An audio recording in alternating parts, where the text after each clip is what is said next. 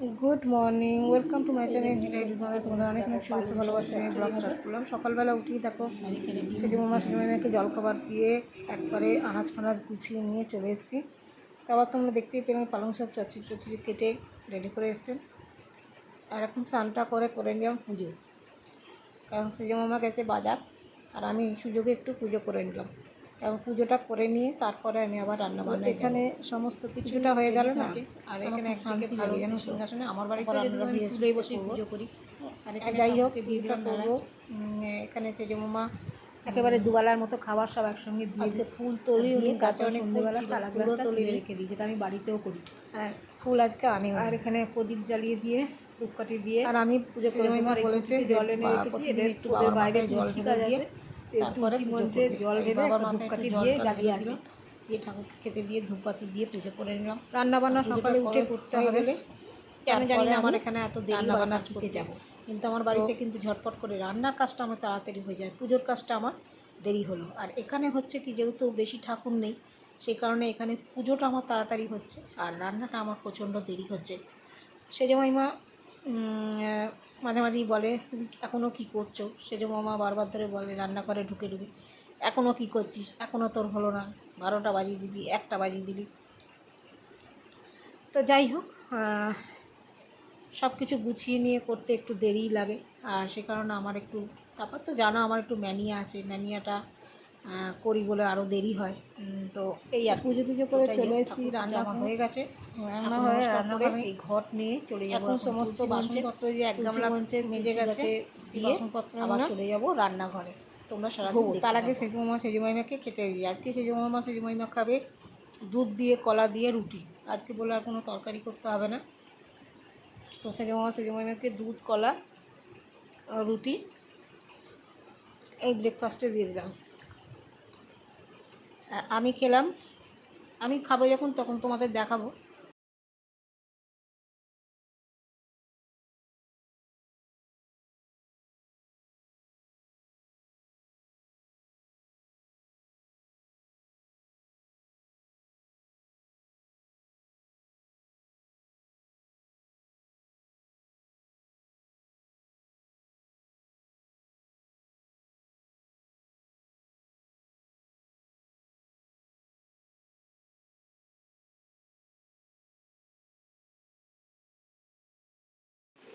এখানে চলে এলাম সেজন্য না, কিন্তু আমার ওই মাথার ওপর কাজ থাকলে আর তখন খাওয়ার ইচ্ছাটা থাকে না, তাই এক এক করে বাসন টাসনগুলো ধুয়ে নেবো। আর এই এবার রান্নাবান্না বসিয়ে দেবো। আর রান্নাবান্না করছি তোমাদের সঙ্গে শেয়ার করবো। এখানে দুধ আর কলা নিয়ে নিয়েছি, এটা আমি খেয়ে নেওয়া করবো।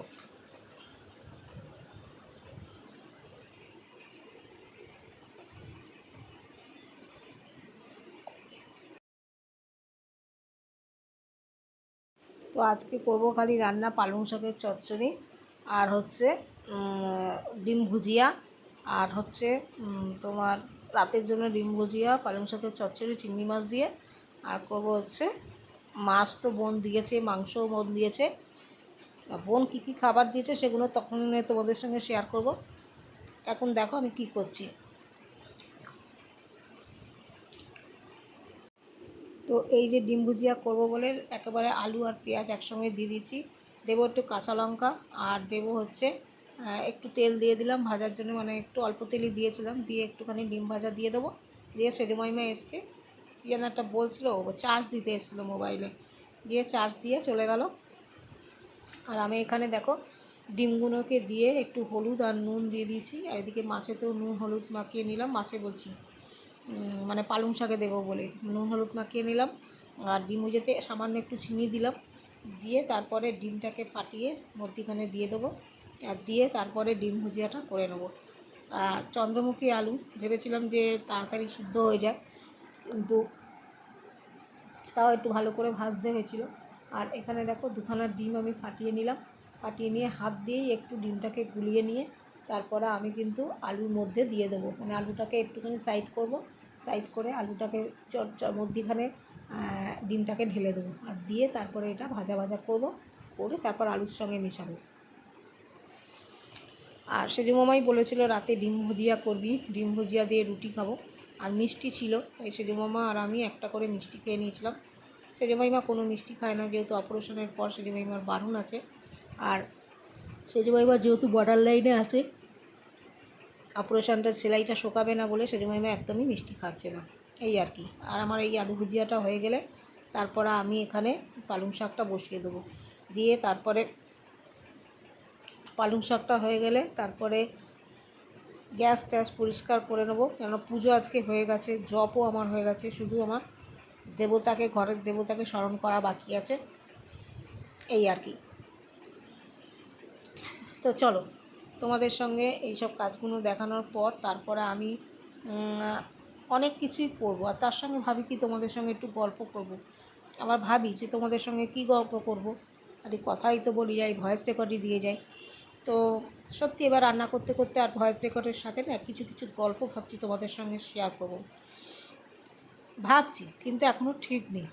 গল্প অনেক কিছু আমি শুনি, অনেক কিছু দেখি, আমি তো নিজে নিজে বানিয়ে বলতে পারবো না গল্প। এই গল্পগুলোই তোমাদের সঙ্গে শেয়ার করব, ছোট ছোট গল্প, একটু একটু গল্প, দেখো তো তোমাদের তখন কেমন লাগে। আর এই যে আবার তেল দিয়ে দিলাম, দিয়ে কত ঝটপট রান্না করছি, মনে হচ্ছে কত তাড়াতাড়ি রান্না করছি আর রান্না হয়ে যাচ্ছে, কিন্তু একদমই না, রান্না করতে কিন্তু অনেকটাই সময় লাগে। আর এই যে সবজিগুলো দিয়ে দিলাম, দিয়ে পালং শাক দিয়ে দিলাম। পালং শাকটা যেহেতু অনেকটা পরিমাণে, তাই সেজমাইমা বললো বড় কড়াইতেই করো। তোমরা তো সেজমাইমার কড়াই দেখেছো কয়টুকু, দুজনের রান্নার কত বড় কড়াই নেবে, কিন্তু যখন লোকজন আসে তখন সেজমাইমা এই বড় কড়াইটা ইউজ করে।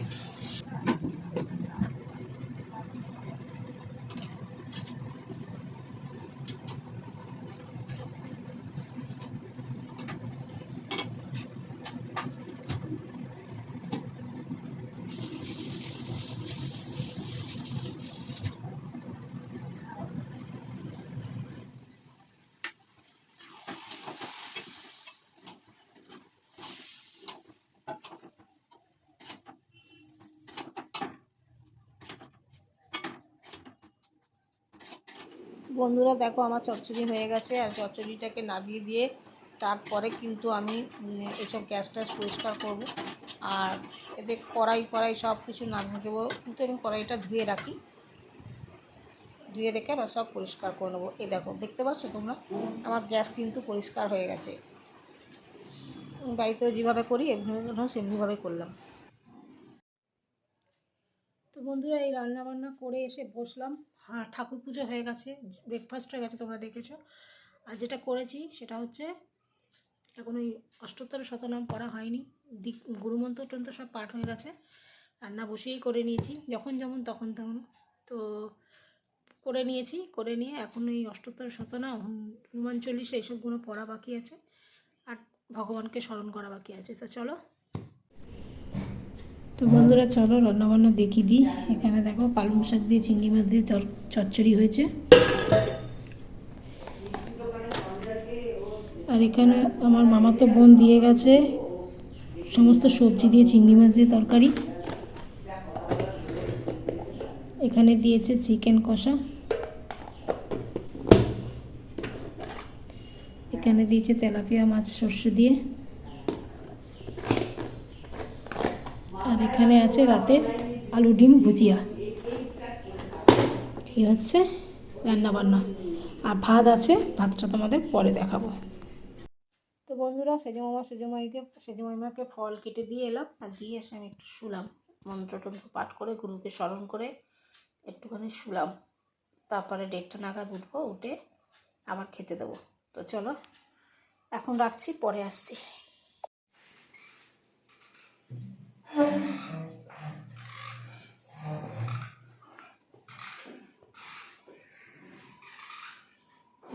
বসো, ভাত কি লাগবে তোমার? কিচ্ছু লাগবে না। আমার তো কত দিয়েছে, এত ভাত খাই আমি। আচ্ছা ঠিক আছে, তোলো না, তোলো, হ্যাঁ তোলো ওখানটা তোলো, বেশি দেবে না কিন্তু, আমি একটুখানি তুলতে বলছি, তার মানে না। হ্যাঁ ব্যাস, ঠিক আছে, কম করেই খাও, তোমাকে জোর করে খেতে হবে না।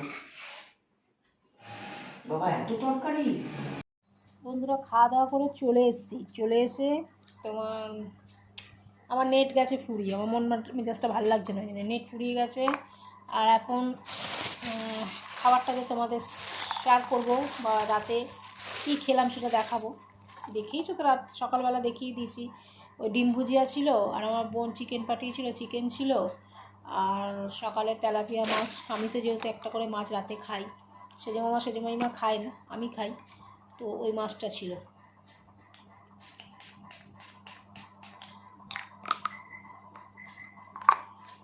এই হচ্ছে আমার রাতের রূপচর্চা।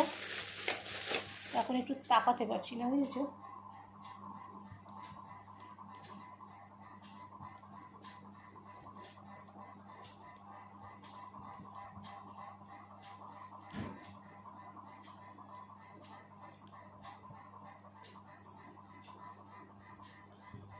$2000 প্রোডাক্ট কিনলাম, যারা চোখটা মুছে নি।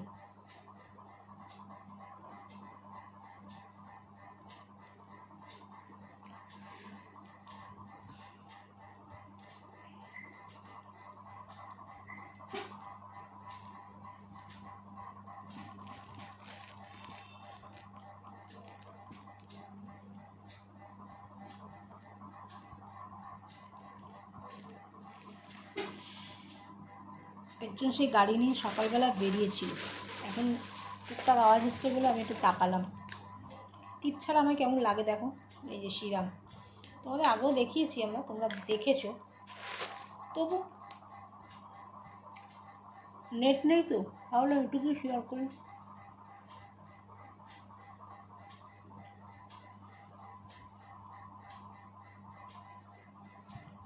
পন্স, নিভিয়া, বোরোলিন এসব মাখলে যেমন মুখটা সকালবেলা একদম সফট হয়ে যায়। এবার $2000 দিয়ে প্রোডাক্ট কিনলাম, তোমরা শুনলে আশ্চর্য হয়ে যাও একটা কত দাম।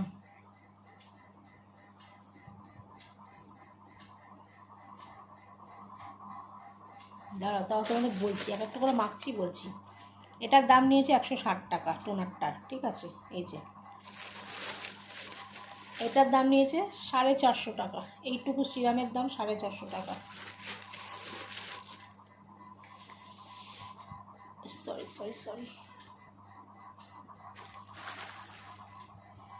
আচ্ছা, ক্রিম দেখো কয়টুকু থাকে, এইটুকু, ঠিক আছে? আর এইখানে একটু লেগে আছে। এই ক্রিম পড়ে গেল আজকে।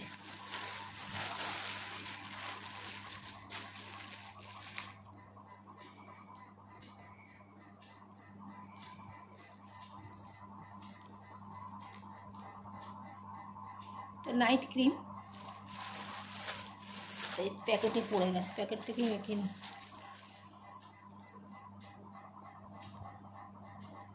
অনলাইনে অনেক জিনিস কিনি ঠকি, আবার অনেক জিনিস কিনি ঠিকঠাকই থাকে, কিন্তু এইটা যেভাবে ঠকলাম না, সে বলার কথা না।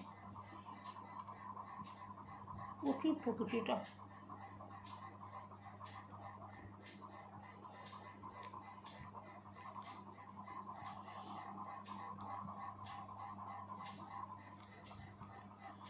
ওরা যে কত লাভ করছে তার ইয়ত্তা নেই।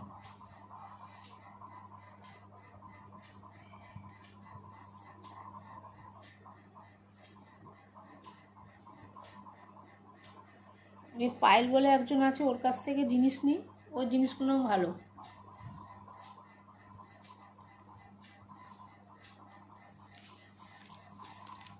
সব ডুপ্লিকেট হয়ে গেছে, কোরিয়ান ক্যাপসুল ট্যাপসুল।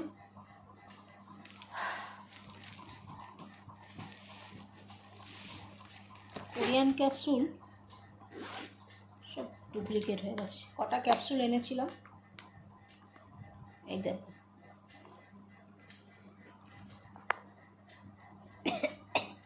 দেখতে পাচ্ছ?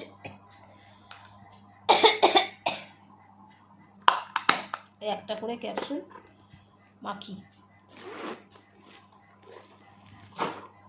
আয় পড়বি না।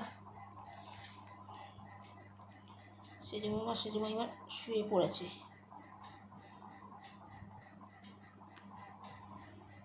এই দেখো,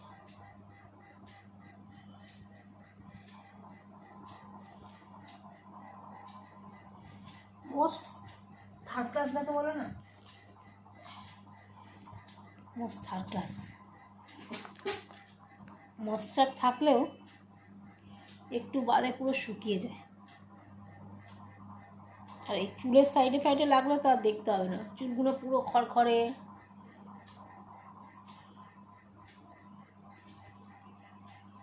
কী সব মেশানো একটু ভগবান জানে।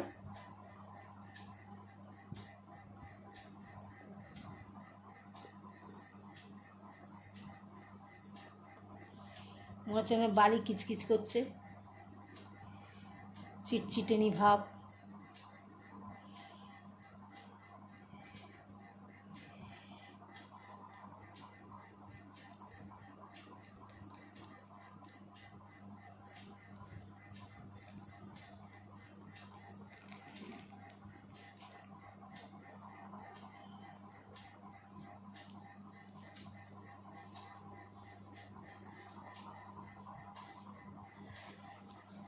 এখন যতটা অয়েলি দেখছো এর এক ফোঁটাও থাকবে না, কি আর বলবো।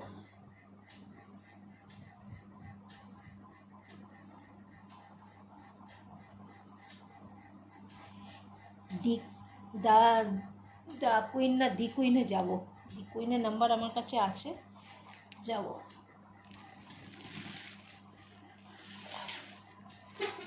চলো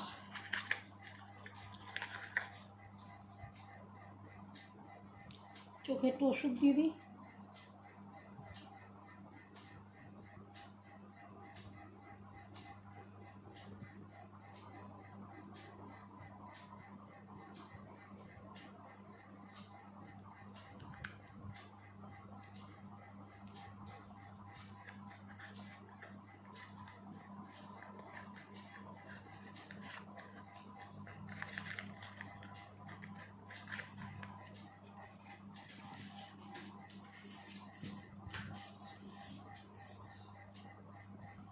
বন্ধুরা এই ক্রিমটা মেখে না মাখি যখন চোখটা না পুরো জ্বালা করে,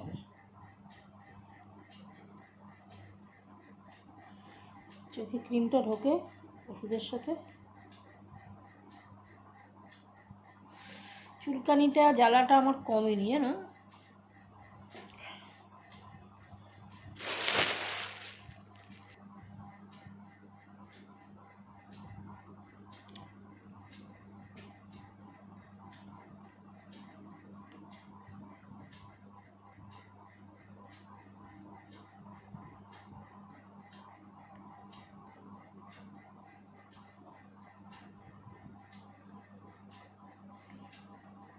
এটা একটা বৌদির কাছ থেকে নিয়েছিলাম, দাঁড়া তোমাদের বলি ঘটনাটা।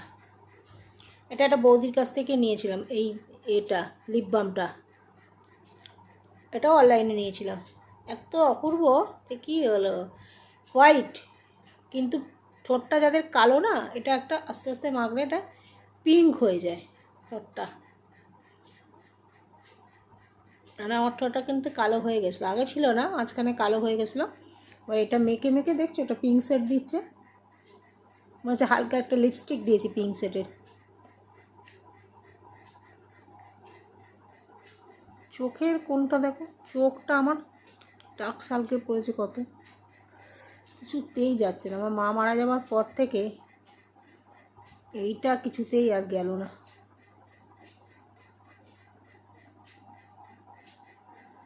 ও বাবা, চোখের এখানেও হচ্ছে নাকি আবার কোলেস্টেরলের?